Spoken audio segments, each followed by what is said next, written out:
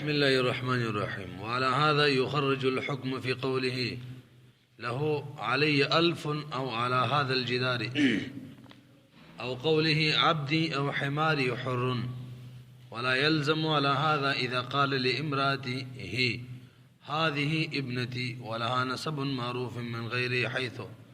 لا تحرم عليه یا لا تحرم علیہ.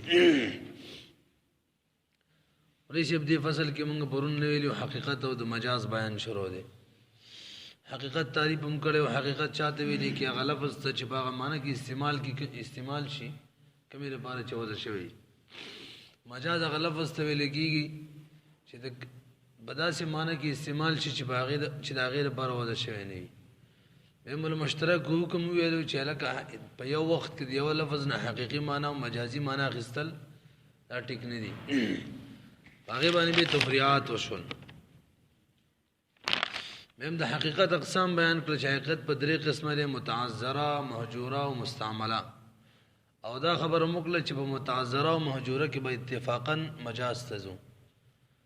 به پرونی خبر دا و چې په حقیقت مستعمله کې چې کله حقیقت مستعملو نو بے بس ضرورت مجاز تکو کنه بے کو نو منګ ویلیو دا امام سے برایدار چې عمل په حقیقت مستعمله معنی دا اولاد دا مجازی متعارفنا.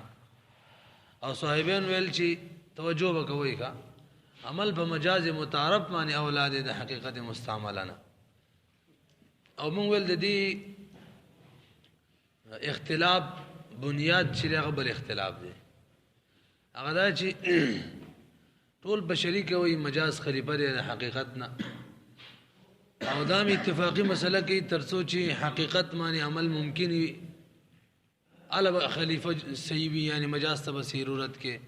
کچری حقیقت معنی عمل ناممکن وي یعنی حقیقت ټیک نو نو خلیفہ ضرورت خلیفہ تم ټیک نه دی یعنی مجاز ته ضرورت نه دی صحیح. به حقیقت کله ټیک وي نو صاحبین وي چې کله حکم ټیک وي. او امام سے وہی حقیقت اعلی ٹھیک بھی چاہیے باغے معنی تلفظ صحیح، کلام بھی صحیح، نحو اعتبار سر صحیح، ترجمے صحیح، حکم سا ملکار نشترے کہ صحیح حکم نہیں صحیح. لہذا کم رکی چھ حکم نو ٹھیک حکم نو صحیح نحو اعتبار سر صحیح و ترجمے صحیح وا امام سے وہی دا حقیقت متصور دے. لہذا وصف مجاز سے ضرورت کو علم دے کا نا عذر دے په حقیقت عمل نشو کولای مجاز ته واوړو. صاحبین وی کله چې حقیقت داسې چې کلام په حقیقت صحیح ترجمه هم صحیح وا خو حکم یې نو صحیح دا حقیقت غیر متصور دی.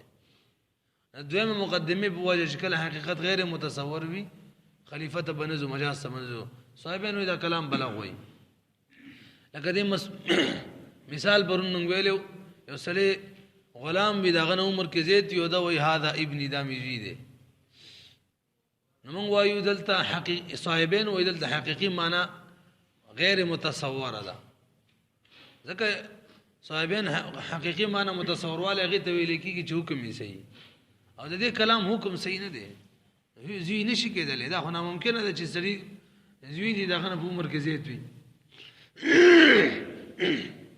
حقیقی معنی چې کله غیر متصوره شوله نو مجاز ته بنزو. دویمه مقدمه وکنه امام سے وہی حقیقی معنی متصوره ده ځکه هغه حقیقی معنی متصور والے دین عبارت گنی چې تکلم په ټیک وي کلام وي او کلام دی هاذا مبتدا ابنی خبر دی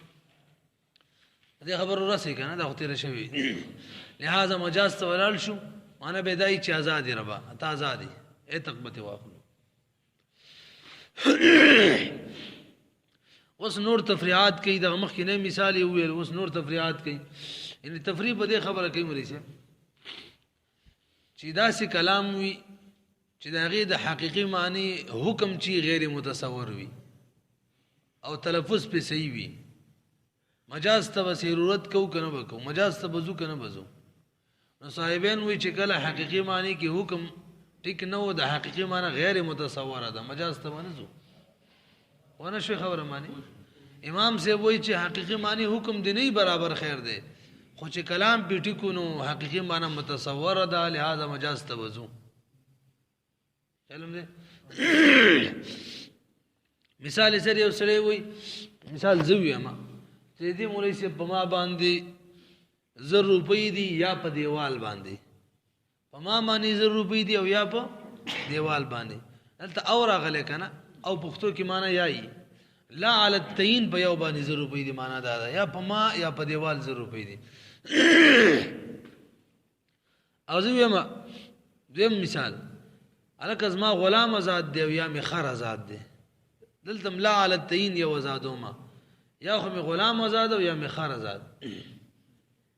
اول مثال کې وګورئ په ما باندې 100 روپۍ دي او یا په دې دیوال باندې 100 روپۍ دي. د دې حکم په لحاظ سره حقیقي معنی غیر متصوره ده او تلفظ کلام پکې برابر دی. علی الف او علی هذا الجدار، نحوی اعتبار سره کلام برابر دی. امام سے وایي چې نحوی اعتبار سره کلام برابر دی کنه،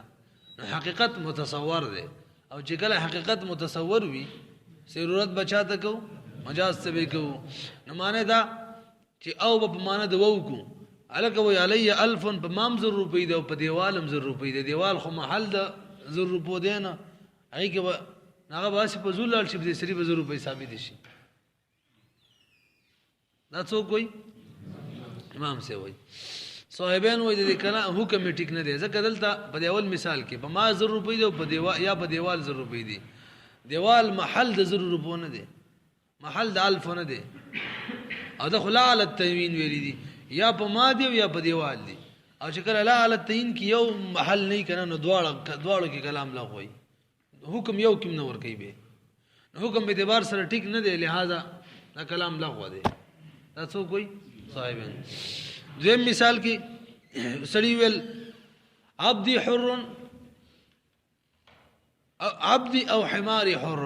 غلام می او یا می خر آزاد دی. امام سے وایي دلته او په معنا د واو دی، نو معنا دا شوله چې غلام می آزاد دی او خر می آزاد دی. نو خر که محل نه نو نه دی کنه، تلفظ به صحیح دی، غلام به آزاد شي کنه. امام سے صاحبین وایي دلته او په خپله معنا معنی دی، چې او کله په خپله معنا شو نو د حریت محل خر نه دی. دلته خو لا علی التعین ویلی چې یو آزاد دی، چې کله لا علی التعین وي او یو محل د حکم نه وي کنه نو حکم به دواړو کې نفي، دواړو کې حکم لغو وي. دلته حکم په یو نه دی لګېدلی چې حکم نشته دی په حقیقت معنی، بس دا کلام لغو دی. دا څوک وایي؟ صاحبین. وګورئ وعلى هذا بنا بدی باندې یخرج الحكم، تخریج د حکم کیږي په قول بقول سړي کې چې وایي له د پلانی علی بما باندې الف 100 روپۍ دی او على هذا الجدار یا په دغه دیوال باندې 100 روپۍ دي. وقول بالمثال عبدي او حمار حر وي ولا يلزم على هذا اذا قال لامراته هذا ابنتي مناسب بل اعتراض واوري. امام سے برای تاسو معلومه دا غوي چې نحوی په اعتبار سره کلام ټیک کو نو بس حقیقت متصور دی، ضرورت بچاته کو مجاز تا. د نحوی په اعتبار سره ټیک کو حکم نه ټیک نو عذر دی، د حقیقي معنی د ناخستو، حقیقي معنی د ناخستو عذر دی، لہذا چاته وزو مجاز ته وزو. دا خبره کړي وکنه. نو اوس په اعتراض کوي یو سړی خپل خزې ته ویل چې عمر کې ته کم یو کزې ته خو بهر حال خزې ته ویل هذه ابنتي دا مې لور ده صدا. نو هذه ابنتي کدا سوچ وکي هذه مبتدا ده ابنتي ولا خبر ده. نو دا د نحو او د کلام په اعتبار سره دا الفاظ صحیح یعنی کلام ټیک دی، ترجمه هم صحیح ده، دا مې لور د معنی هم صحیح ده، حکم یې صحیح نه دی که سوچ وکي. دا څه ده کنه، دغه چې لوري نشي کېدلی ښځه د لوري څنګه شوه. بهرحال په دې مسله کې زمونږ د حنافو په دې مثال کې دا کوم چې مې ویلو زمونږ حناف وایو په دې کې په سړي باندې ښځه نه طلاقېږي. توجه کوئ ښه، ښځې ته څه ویل هذا ابنتي. نو معترض وایي داسې خبره ده، پکار دا چې حقیقي معنی متعذره ده، لوري نشي کېدلی، مجازي معنی ته بلال شو کنه، طلاق وته واخلو څه وته واخلو، ځکه لور سره نکاح نه کېږي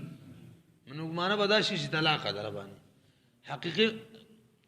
احلان کې امام سے بدی مسدی مثال کې وای دا مثال لغوه ده، خدای بنا طلاقېږي. ملي سے به تو کې ما توجه نه برابر یو سړي خځې دی ویل هذه ابنتي دامي لور ده. نو معترض وایي چې احناف تاسو دې مثال مبارک وي چې دلته حقیقي معنی هم صحیح نه ده، مجازي معنی طلاق ته هم نزو کار خدا و چې امام سے بهادی ابنتی د تلفظ او د کلام په لحاظ سره صحیح دی، حقیقی معنی دی متصوره شوی وي هغې نه بس ته چاته تللی وي مجاز ته، یعنی طلاق ته دی تللی وي. ولې طلاق نه واقع کوي؟ واقع لکه هذا ابني کې چې عتق واقع کو، هذا ابنتی کې څه واقع کې ښځې دی وایي طلاق دی واقع کې. پوه نه شو دی خبر؟ جواب ډېر مزیدار دی. مولوي صاحب جواب دا دی چې یاد ساتئ مجاز ته خلق الذي چې د حقیقت او مجاز په منځ کې مناسبت وي، څه وي مناسبت وي. موږ لراشي 24 علاقې د مجاز دي، یو علاقه موجوده ای الب مجاز ته ځي. هذا ابنتی دا ملور ده، لور سره نکاح کیږي مولوي صاحب،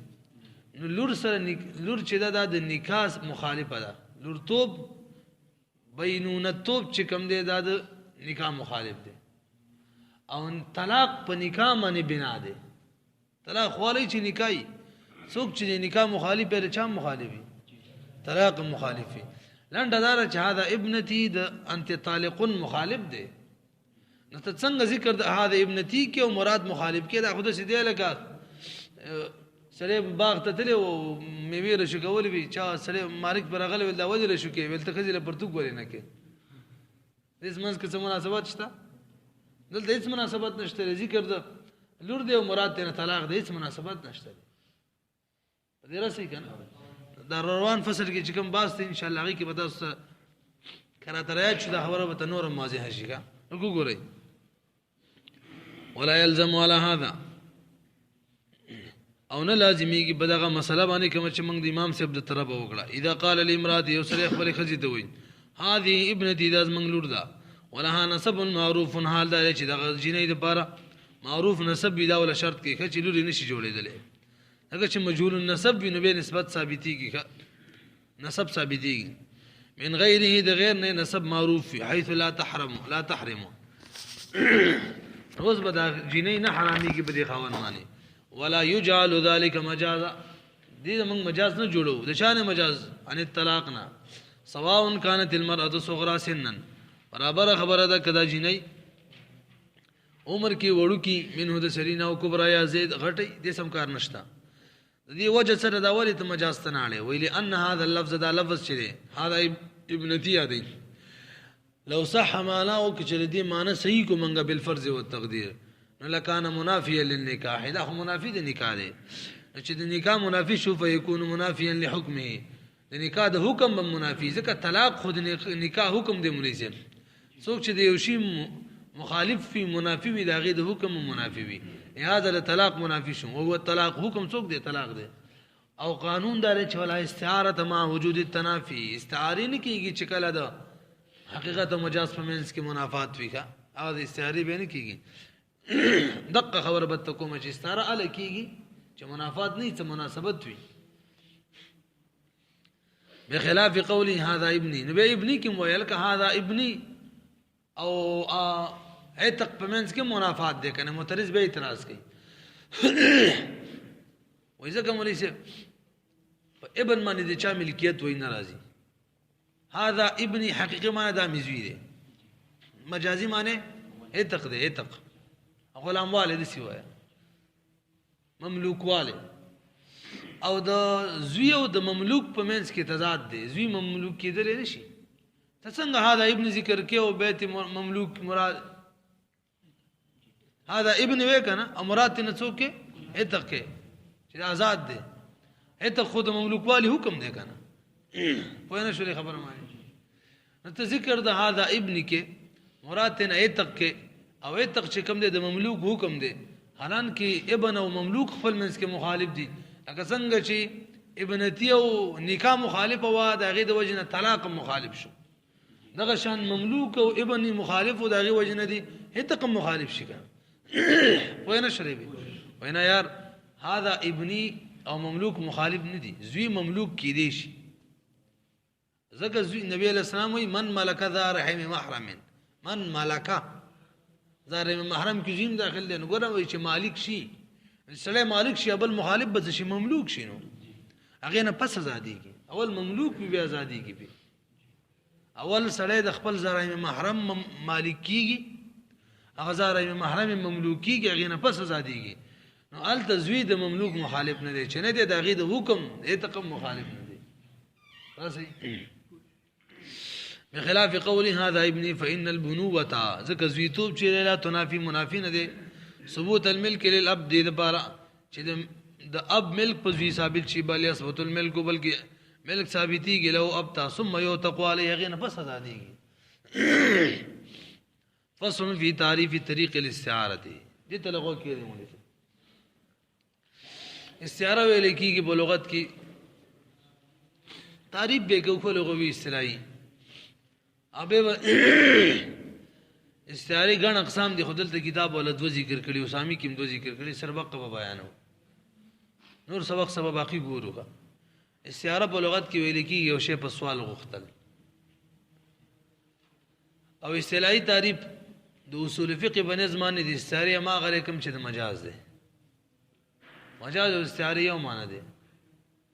چې لفظ استعمال شي بغیر ما وضع له کې خود ما وضع له او د غیر ما وضع له په منځ کې مناسبت وي ذاتن یا معنن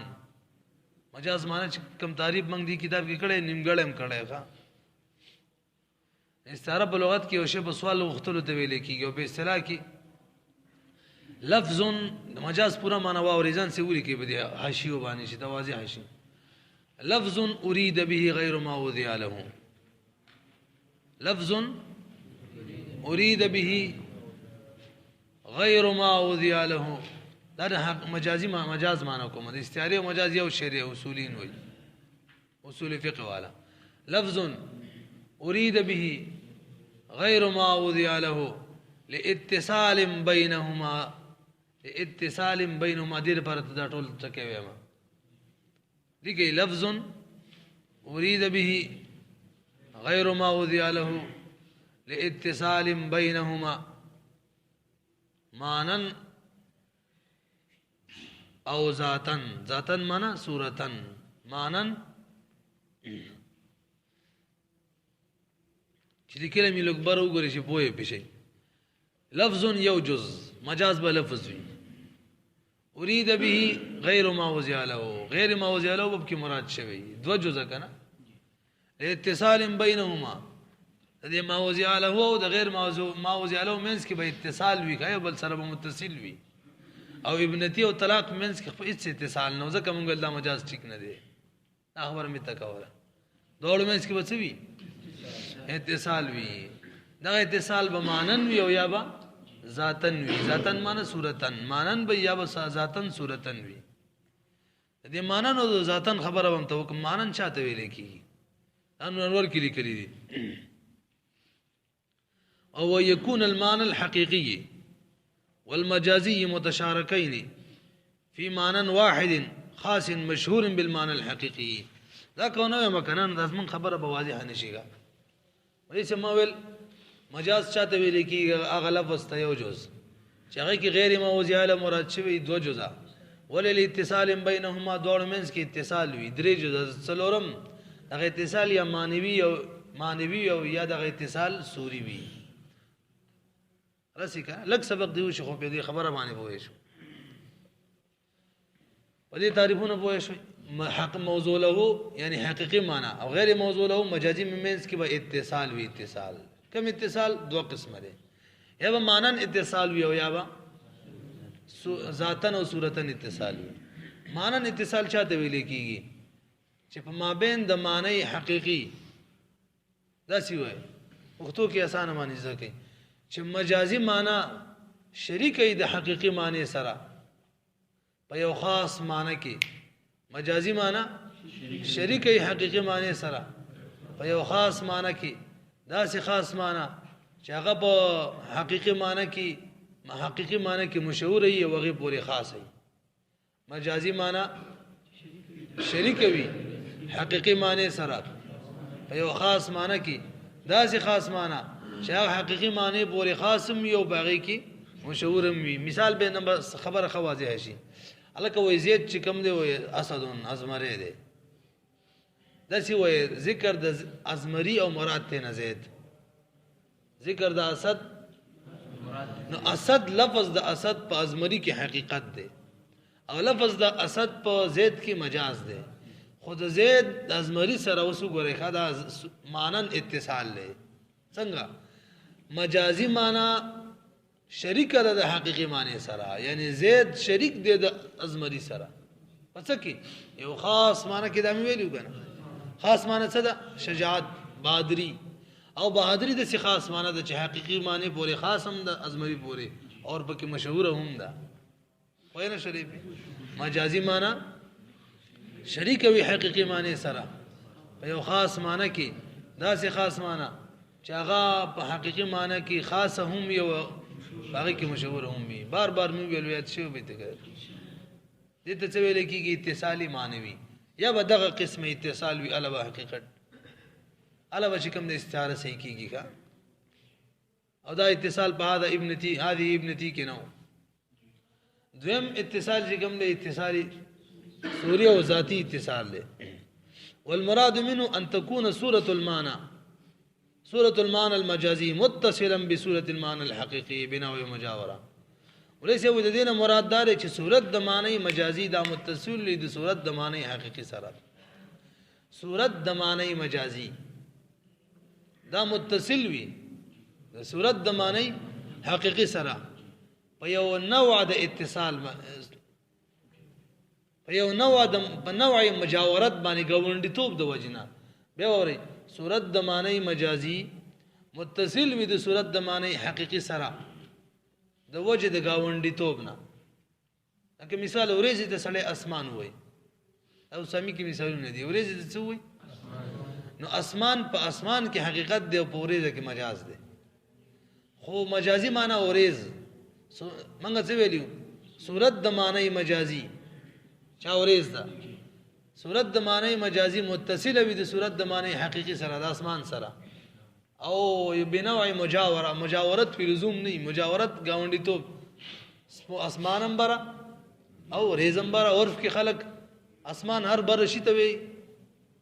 عربو کې اسمان خلق چاته وي سما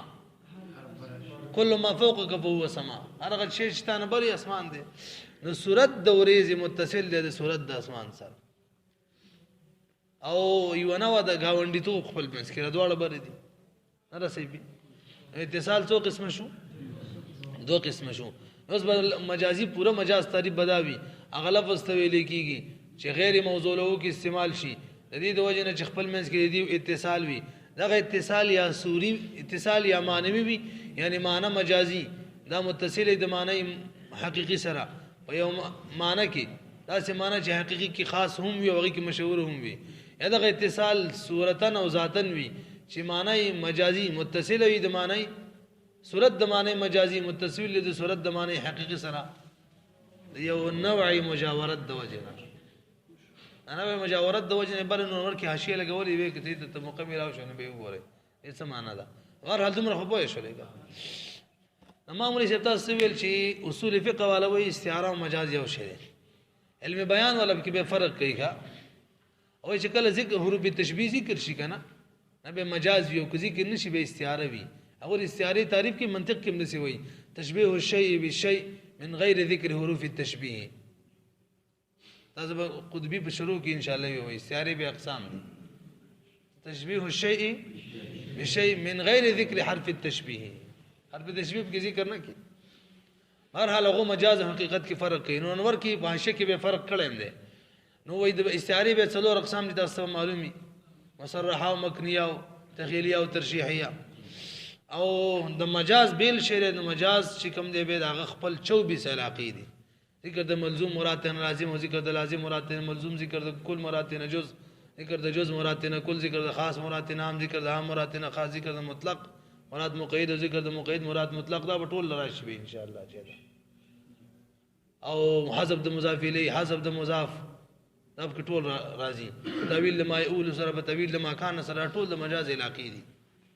هر حال موږ خپل مقصد ته نه رسیدلی ښا امه تاسو یوې خبرې وکړه په دې خو به شوي تاسو دویمه خبر دا ایسته کې مونږ سره مجاز په علاقو کې یو علاقه د سبب د چا علاقه ده سبب لغوي چاته ویل کېږي دا ایسته کوي سبب لغوي دې ته ویل کېږي چې دوه شی او اول پاره کې اول باغی کی مفزی ثانی تا دو شئی نہیں دوا اول سڑے دویم ترسی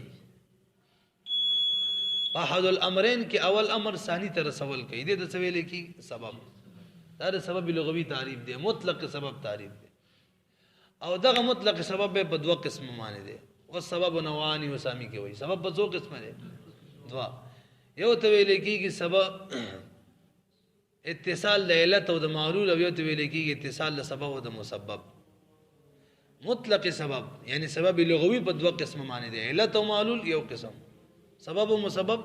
ابل قسم اس راځي د علت او د معلول تعریفونه وکړو د سبب او د مسبب تعریف وکړو یہ کنه بیګه علت چاته ویل کیږي او سبب چاته ویل کیږي دا دواړه د مطلق سبب اقسام دي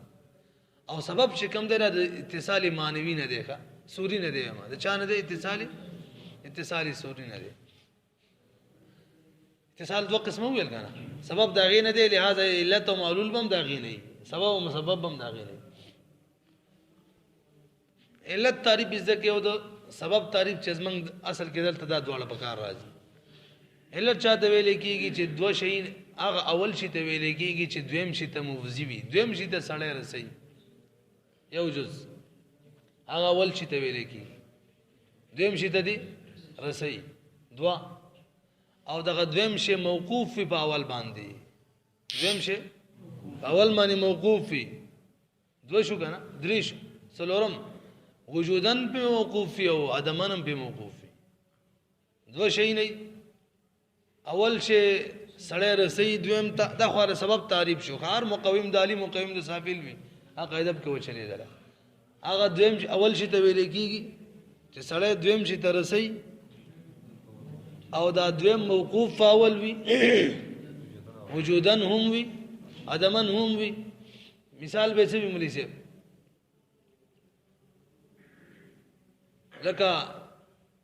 زوال نکاح او طلاق اول شی دی زوال نکاح دویم شی دی حکم دی اول شی نه مراد پہلا ته معلول کې علت وی او دویم شی نه مراد معلول وی اول شی نه مراد په سبب مسبب کې سبب وی او دویم نه مراد مسبب وی مسبب تم حکم وی او معلول تم حکم وی کا نمبر سے انت طالقون دا شی اول زوال نکاح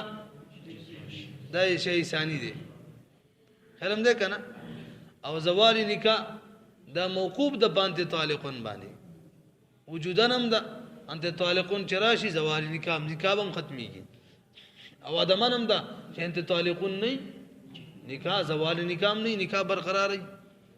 پوه نه شلې بی هغه اول شی ته وی علت تا چې مفزی دویم شی ته یعنی معلول تا معلول ته درسي او دا معلول موقوف په اول شی معنی یعنی علت باندې وجودن به وی عدمن به وی پوه نه شي دویم سبب او مسبب د دې څه تعریف دی سبب هغه اول شی ته ویل کیږي چې مفزی دویم تا هغه اول شی ته یعنی سبب ته ویل کیږي چې مفزی دویم ته یعنی مسبب تا او دا دویم موقوف نه وی په اول باندې مسبب موقوف نه وي سبب معنی نه وجودن او نه عدمن دای فرق شو کا او دو کې شریک دي هغه اول شی ته وی دویم ته مفزی وی دواړو کې خو په دې کې بدلیږي چې دویم موقوف په اول معنی وجودن او عدمن علت او معلول دي کني موقوف نه به سبب مسبب مثال بچوي ملک چې کوم دی مولوی صاحب دا موقوف دی په شی ملک د پاره سبب شرع ده شی اخستل دا مولوی صاحب چشمی دی مواخستل زما ملکیت به راضی کنه نو شرع سبب د چا دی ملک دی نو شرع شی اول ملک شی ثانی شرع ترسی شی ثانی ته ملک ده خدا ملک په شرع نه دی موقوف نو وجودن دی او نه عدمن دی دا څنګه د شرعي الوب ملک راځي کله کله به له څوک سی ورکی شرع نه غیر وی کله به ته څوک وراثت کې بچاته ملاوي شي نه عدمن دی یو شی به ملک شرع به یو شی به ملک نه امداسي بم نه چې شرع دی نه یو ملک دی نه شرع بني به ملک وي وراثت کې وته ملاوي شوی کنه نه رسې په دې قسم نظم سبق اصلي دار مونږ دلته موږ سره په دقه دواړه بیانو کا چې یو علت او معلول دي او یو سبب او ما ویل دا دواړه د استعارې اقسام دي او به مبتدا ویل چې استعاره د مجاز اصول فقه والوي مترادف دي دواړه یو شی دي نو مری سه دلته د استعاره بیان چې کوم دی دا اوسې من کو تعریف هم نو کو کنه نو استعاره مون وای د مجاز مترادف دي او د استعاره دوا اقسام دي کم کم علت او معلول 24 تی صرف دا دو کې مشهور دي کا علت او 25 ما علت او معلول او سبب او مسبب علت او معلول او سبب او مسبب څنګه چې د استعاره اقسام دي څه چام دي مجاز اقسام دي خبره پوښ تعریفونه تیار شو اوس دا یو قاعده ولا خالص ده کوي چې الکه په اول قسم کې یعنی کله چې علت او معلول وي الته کې استعاره د طرفین نه جایز وي ذکر د علت کې مراد معلول کې دام صحیح ده ذکر د معلول کې مراد علت کې دام صحیح ده او پسانی کې سبب او مسبب کې ذکر د سبب وہ کہ مراد مسبب کې دا صحیح ده او که ذکر د مسبب وہ کہ مراد سبب کې دا به ټیک نه وای نه شریف دا قصه به تاسو مخکې نه ګوټه کړي علت او معلول کې طرفین او استعاره جایز ده سبب او مسبب کې د جانب واحد نه سبب ذکر شي مسبب مراد کول شي وجب تزیه من به زین کارو کی استعاره کې مولوی اصل شیدار احتیاج یعنی محتاج الیه ذکر کی دا قانون دی محتاج مراد کول شي څوک ذکر کی څوک مراد کول شي محتاج او د دې وجه سره دغه محتاج الیه ملزوم وي او محتاج سي لازم وي چې ملزوم ذکر شي لازم مراد کول شي دا خبر اول تاسو د مقدمه یې ځکه دی باندې به خپل خبر حل شي استعاره کې چې یو ذکر کې بل مراد کې دا به علی چې دا کم مراد کې دا محتاج وي کم چې مراد کې غځي چاته د چانه چې مراد کې کم چې ذکر شي هغه محتاج الیه کم چې مراد کې با دا مذکر دا مقدمه دویمه مقدمه دا وایي چې علت او معلول کې هر یو محتاج هم وي هر یو محتاج الیه وي نه علت ذکر کې معلول مراد کې صحیح دا معلول محتاج دی